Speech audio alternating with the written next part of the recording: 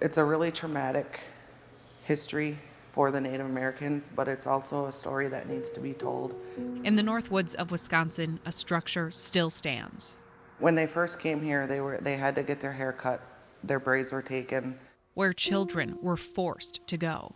They were told to wear dresses, shoes, hats, as you can see. And leave behind their family, culture, and identity. If they spoke their language, they were punished.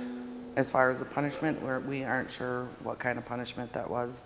For one reason. It was just getting them accustomed to the white culture.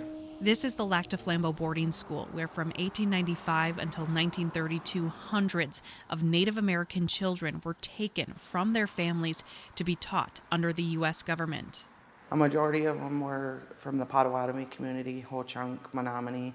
There were a few Lac du Flambeau tribal members here, mainly because our villages were across the lake where the children would escape and go home, and then the people would have to go back and kind of wrangle the children back. So eventually what they started doing was sending the Lac du Flambeau children off reservation to other boarding schools, so it would be harder for them to return to their families. Only one building remains of the large complex that housed more than 150 students and multiple staff members each year. This building was the boys' dormitory, and stories of what happened here have been passed down for generations.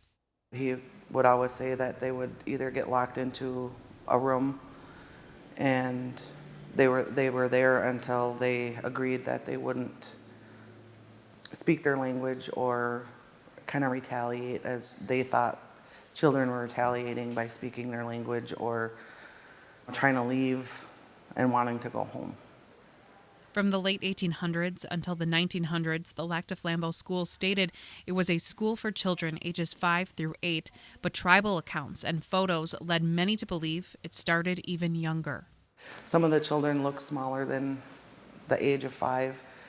What was happening was a lot of the communities would say that their child was only 3 or 4, and then they ended up taking a yardstick, and if the child was as tall as the yardstick or either taller or the same height, they would just take the children regardless if they were actually 3 or 4 years old.